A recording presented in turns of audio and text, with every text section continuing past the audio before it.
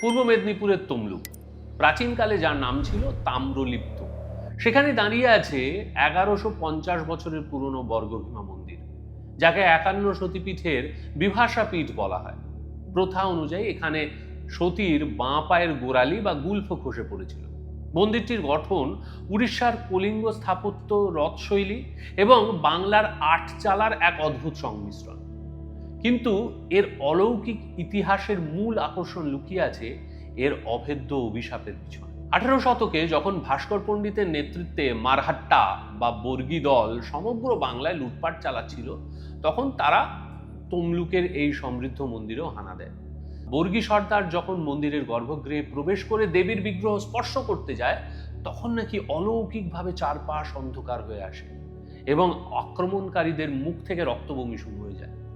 ভয়ে বর্গী সেনাপতি দেবীর পায়ে ক্ষমা চেয়ে আত্মসমর্পণ করে এবং মন্দির লুট না করে উল্টে মন্দিরে প্রচুর সোনাদানা মানত হিসেবে প্রদান করে চলে যায়। বর্গীদের এই পলায়ন ও নতি শিকারের ঘটনার পর থেকে দেবী উগ্রতারা এখানে নাম পান বর্গী ভীমা।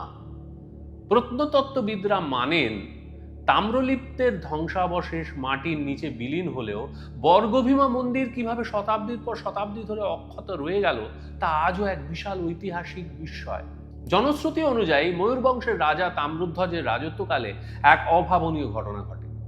রাজার নির্দেশে প্রতিদিন রাজবাড়িতে টাটকা মাছ যোগানের দায়িত্ব ছিল এক ধীবরপত্নী অর্থাৎ জেলে বউয়ের ওপর।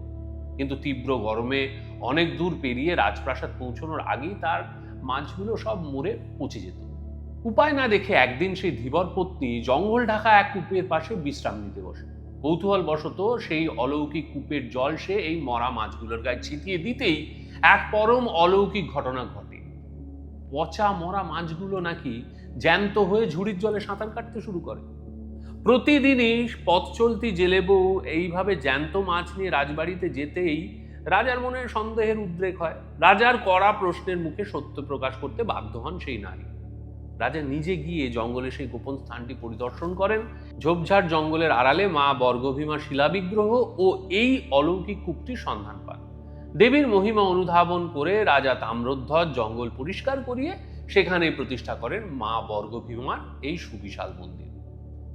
মায়ের আরাধনা করা হয় নীলতন্ত্র মতে। এই মন্দিরের সবচেয়ে বড় বিশেষত্ব হলো মায়ের নিত্য ভোগ। অন্ন ভোগের সাথে মাকে প্রতিদিন নিবেদন করা হয় শোল মাছের পদ। ভারতের স্বাধীনতা সংগ্রামের সময় বিপ্লবী দেশপ্রেমিক ক্ষুদিরাম বসু থেকে শুরু করে নেতাজি সুভাষচন্দ্র বসু পর্যন্ত এই মন্দিরে এসে মায়ের আশীর্বাদ গ্রহণ করেছিলেন।